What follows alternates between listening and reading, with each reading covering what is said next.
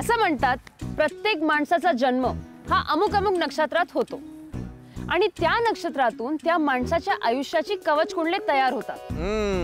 याचं जेवढं चांगलं नक्षत्र त्याचं तेवढंच चांगलं आयुष्य असं म्हणतात। येस, आणि या उद्यानात तुमची आमची सगळ्यांची नक्षत्रांची झाडं आहेत। बघायचे?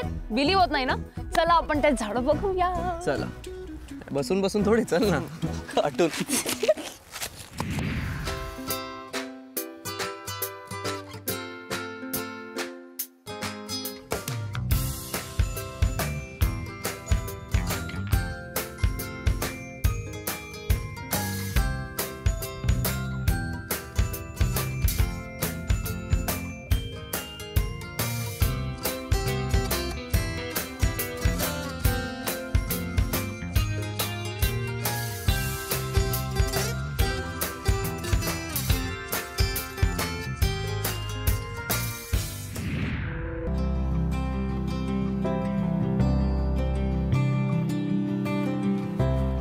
कसं आहे, नक्षत्रवन बघितल्यानंतर जो काही आनंद येतो आणि त्यातून जे काही समजतं लोकांना, मग त्यांना ते कळतं की आपल्या भारतीय संस्कृतीमध्ये झाडांचं महत्त्व काय आहे, झाडं का लावली गेली, का आपल्या लोकांनी सगळ्यांना आपल्या ह्या वृक्षांचं संवर्धन करावं वगैरे, हे जे काही सगळं सांगितलं ना, ते असं पटकन लक्षात येत नाही, पण हे समजून घेतल्यानंतर व्यवस्थित कळतं।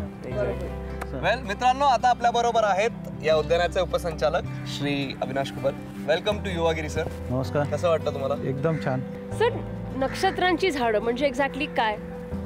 कसं आहे स्नेहा, की एखाद्या मुलाचा ज्यावेळी जन्म होतो आणि मग आपण त्याचं नाव ठेवतो आणि नाव ठेवताना आपण त्याची रास ठरवतो। ही रास कोणीतरी भटजी येतात आणि सांगतात की हिची रास ही किंवा याची रास ती रास कशी ठरवली जाते? तर नक्षत्रावरून ठरवली जाते आणि ते जे नक्षत्र आहे त्याची कालगणना कशी केली जाते, तर त्या दिवशी सूर्योदय किती वाजता झाला होता आणि मग त्या मुलाचा जन्म कधी झाला याच्यामधली कालगणना म्हणजे नक्षत्राचा हिशोब। आणि त्याप्रमाणे मग ते नक्षत्र ठरवलं जातं। मग नक्षत्र वेगवेगळे आहेत। आता माहिती असेल 27 नक्षत्र आहेत। अश्विनी, भरणी, कृतिका, रोहिणी, मृग, आर्द्रा, पुनर्वसू, पुष्य, आश्लेषा, मघा, उत्तरा वगैरे वगैरे वगैरे अशी 27 नक्षत्र। सूर्योदयापासून जन्म झाल्यापासून किती वाजता मुलाचा जन्म झाला हे नक्षत्र ठरवतं आणि अशी 27 नक्षत्र असतात। त्या प्रत्येक नक्षत्रावरून त्या व्यक्तीचा बांधा आणि त्याची मानसिक जडणघडण ठरते।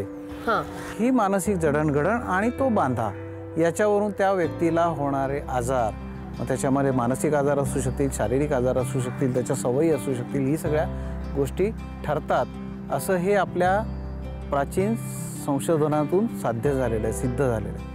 आणि हे जे सिद्ध झालेलं आहे या विकारांवर किंवा या आयुर्वेदाच्या वेगवेगळ्या आपल्या शारीरिक व्याधींवर उपाय म्हणून या वनस्पतींचा उपयोग केला जातो, यांचा उपयोग होतो।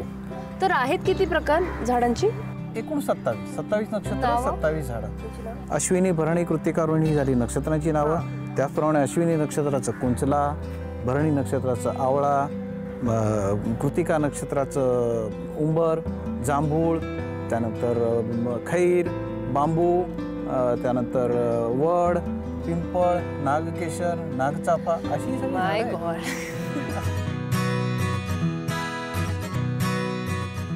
हे झाड तुला माहिती आहे? नारळाचं झाड आहे। पायनॅपल नाही।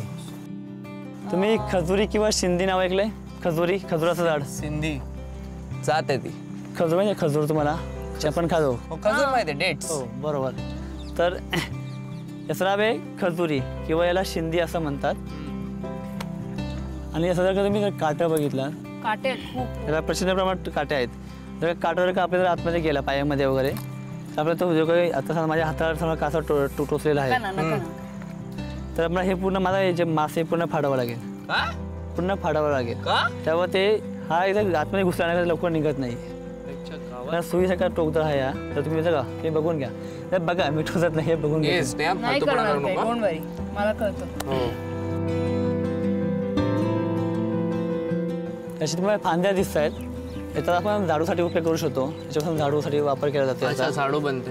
खराटा नाही, खराटा हा वेगळा, हा नारळाचा बनवतात। आणि ही आहे खजुरी। जसा आंबा, पेरू, चिकू, तसा नारळ, ही शिंदी आणि खजुरी असे 3 प्रकार असतात।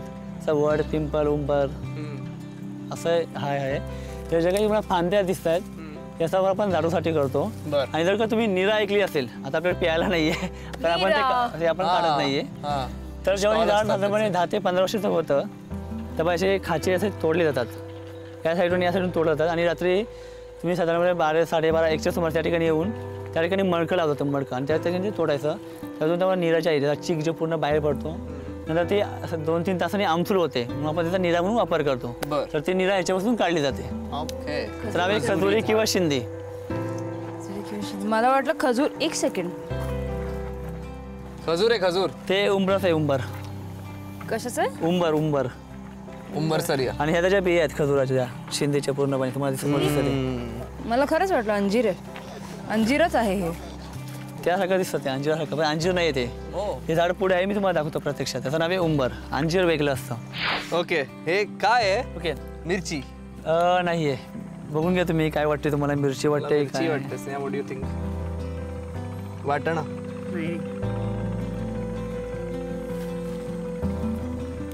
कळत नाहीये मला. हे साधारण मी तुम्हाला सांगतो. भेंडी. अगदी बरोबर. एक्झॅक्टली. अरे म्हणजे दोन तिकडे दिसलं म्हणून इथे पण दिसलं. ओके पण हे अर्धा एकरचं शेत आहे. त्याच्यामध्ये आपण 3 प्रकारची लागवड केलेली आहे. भेंडीमध्येच 3 प्रकार. हा एकाच शेतामध्ये आपण 3 प्रकारची लागवड केली आहे. तर का तुम्ही समोर हे आहे भेंडी. एक्झॅक्टली आपल्या समोर तुम्हाला जे दिसतंय ते आपण केलंय स्वीट कॉर्न. Sweet corn. मी मकई म्हटले ना. मकाई म्हटलं मका नाही, गोड मकाई. Sweet corn. हे बरं. तर त्या ठिकाणी ते मक्याची लागवड केलेली आहे. समोर तुम्हाला हे दिसतंय आपण भेंडी लावलेली आहे. भेंडी, गोड भेंडी. आणि तुम्ही हे तुम्हाला वेली दिसतंय समोर कसले मी सांगू शकता. दुधी दिसते समोर म्हणून बोलतो. येस. अगदी बरोबर. आणि माझ्या डाव्या साईड मोठ्या प्रमाणात हे बघा एक दुधी तुम्ही बघू शकता. दिसते तुम्हाला? दिसते दिसते दिसते दिसते. आणि हे आता खाण्यासाठी उपयुक्त आहे. याच्यापेक्षा आणखी मोठी होते. ह्याच्यापेक्षा मोठी होती. आणखी मोठी होऊ शकते. हे मी कधीच असं मार्केटमध्ये जाऊन नाही बघितलंय. पण दुधाचे 2-3 प्रकारचे असते. हा. एक असे गोल्ड सुद्धा असते. हो. ते एक आहे आणि हे एक आहे. त्याच्यामुळे खाण्यासाठी सर्वात बेस्ट म्हणजे हे आहे. बर. आणि जे तिन्ही पीक जे आहे साधारणपणे 50 ते 55 दिवसाचा कालावधी लागतो. ओके. याच्यामध्ये आपण खाण्यासाठी वापर करू शकतो आपण नंतर त्यांचा. वंडरफुल. आपण आता निघूया पुढे आपण. Yes please. चला. Okay sir. आता आपण हे इथे छोटीशी बाग आहे. ही बाग तुम्हाला जी काही झाडं दिसत आहेत समोर मला माहिती कुठली झाडं काही मी ओळखू शकता. असं मस्त आहे. तुम्ही असा सुगंध घेऊन बघा पानांचा. तर असा थोडं हे करा घासा थोडं आणि मग त्याचा सुगंध घेऊन बघा. ओळखीचा वाटतोय वास. हो हो हो. लिंबू. जायफळ. जायफळ. मला काय वाटतं जायफळ वाटतंय लिंबू वाटतंय काय वाटतं. लिंबू. मला लिंबू वाटतंय. ओके हे बघा एक म्हणजे जायफळ नाही. हे जायफळ पण नाही आहे लिंबू पण नाही आहे. याचं नाव आहे दालचिनी. तेच बरोबर. आणि या दालचिनी म्हणजे एकच फक्त झाड आहे. ज्याचा उपयोग म्हणजे एक झाड आहेत आणि एक आपल्याला एका झाडापासून 3 गोष्टी भेटतात. त्याची पानं म्हणजे आपल्याला तेजपत्ता म्हणून वापर करतो. ओके. तमालपत्र याला म्हणतात. तमालपत्र. येस. ओके. ते मसाल्याच्या बॉक्स मध्ये असतं. तुम्हाला जी काही अशी साल दिसते तुम्ही जरा पुढे येऊन जरा बघितलं तर प्रत्यक्षपणे. ताड उडतं तिला. ओके. त्याची साल जर आपण काढली असं निघतं. हो निघतं ना. इथे आपण दालचिनी वापर करतो. एक म्हणजे तमालपत्र. दुसरं म्हणजे दालचिनी. आणि वरती याला फुलं येतात. याचं नाव आहे नागकेशर. मसाल्याचे पदार्थ असतात याचं फुलं असतात चक्री टाईप मसाल्यामध्ये तुम्ही बघितलं असेल तर त्याला म्हणतात नागकेशर. अशा आपल्याला एका झाडापासून 3 फायदे होतात. एक म्हणजे तमालपत्र, दुसरं म्हणजे दालचिनी आणि तिसरं नागकेशर. कशात वापरतो नागकेशर? मसाल्याचे पण वापरतो आपण. मसाल्यामध्ये यूज करतो. तमालपत्र असं दालचिनी आणि हे. एका आपल्याला 3 फायदे असे आहेत. आपल्याला वाटतं की तमालपत्राचं झाड वेगळं आहे दालचिनी झाड वेगळं आहे. एकाच झाड. एकाच आपल्याला भेटतं. मग या झाडाचं नाव काय म्हणतात? त्याला दालचिनीच म्हणतात. दालचिनीच म्हणतात. दालचिनीच म्हणतात. पत्ता वेगळा यूज होतो बार्क वेगळा यूज होतो आणि हे फुल जसं ते. बरोबर. त्याप्रमाणे निघूया पुढे. ठीक आहे पुढे. ओके. कुठे?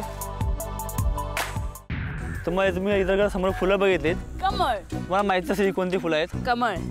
गुलाब आहे नाही. ते कोणतं लाईट पिंक मध्ये कोणतं असेल. सनफ्लावर. गप्पे. सनफ्लावर ना. ठीक आहे मला सांगा हा कोणता असेल. तुम्हाला याच्यामध्ये या फुलामध्ये लाईट पिंक मध्ये आणि त्याचे पांढरं तुम्हाला समोर दिसतं. याच्यामध्ये काही साम्य जाणवतोय.